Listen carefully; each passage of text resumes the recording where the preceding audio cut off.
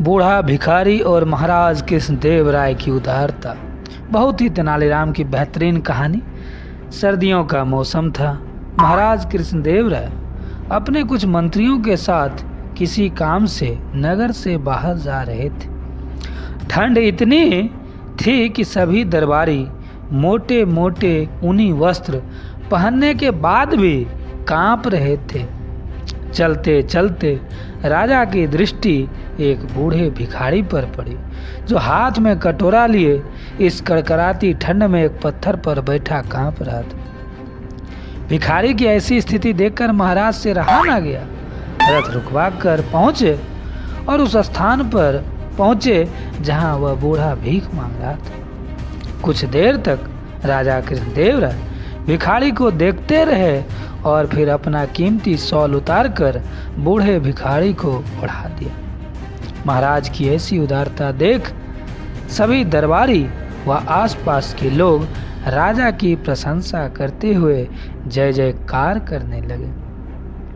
जब सब लोग महाराज की प्रशंसा करने में लगे थे, तब केवल तेनालीराम ही ऐसा व्यक्ति था जो चुप खड़ा हुआ था। तेनालीराम को चुप देख राजपुरोहित को बोलने का अवसर मिल गया। वह तपाक से बोला, क्या बात है तेनालीराम, यहाँ सभी महाराज के इस कार्य की प्रशंसा कर रहे हैं, केवल तुम ही चुप हो। क्या तुम्हें महाराज की उदारता पर कोई संदेह है? तेनालीराम फिर भी चुप रहे। अब महाराज को भी तेनालीराम की यह चुप्पी खलने लगी।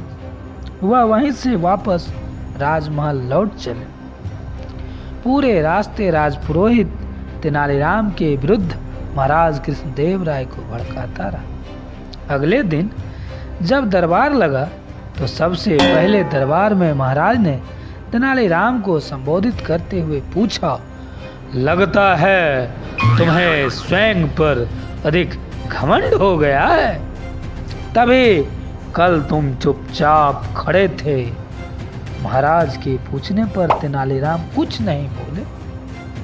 अब तो महाराज तिलमिला उठे और तेनालीराम को 1 वर्ष के लिए देश से निकालने की सजा दे डाली। सजा सुनाते ही महाराज ने कहा, तुम अभी विजयनगर को छोड़कर चले जाओ और जाते समय अन्य सभी कुछ यहीं छोड़कर जाओ।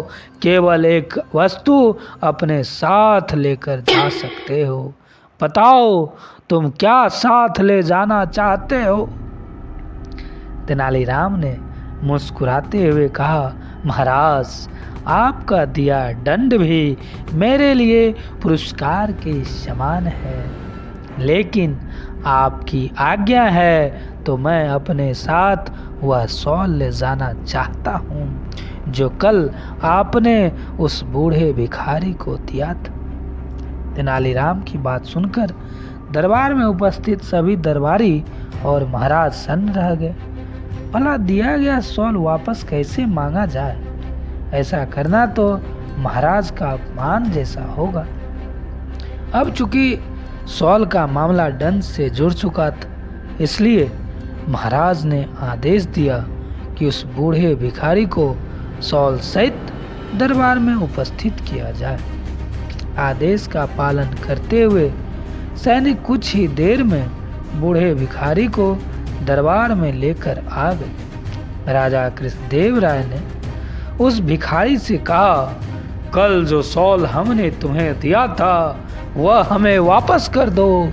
बदले में हम तुम्हें अन्य बहुमूल्य वस्त्र और शॉल दे देंगे।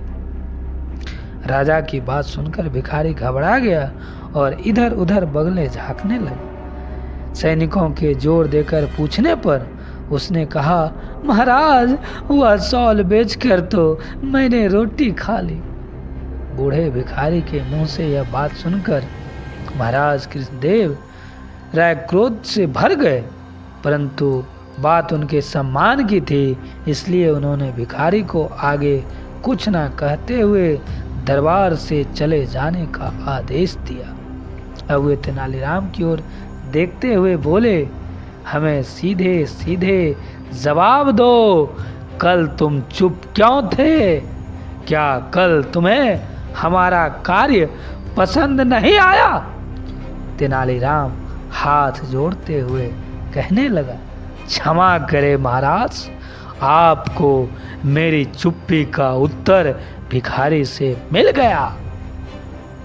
भिखारी को कीमती शॉल की नहीं बल्कि पेट भरने के लिए रोटी की जरूरत थी महाराज, रोटी की जरूरत थी।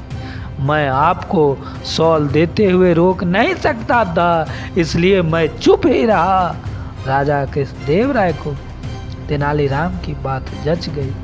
उन्होंने तभी अपने मंत्रियों को आज आदेश दिया कि नगर में ऐसा प्रबंध करो ताकि किसी भी नगरवासी को पेट भरने के लिए भीख ना मांगनी पड़े। साथियों, हमने एक से बढ़कर एक इसी प्रकार के अनेकों वीडियो बनाया है। अगर आपको अच्छा लगा हो तो कृपया चैनल को सब्सक्राइब कर लीजिए।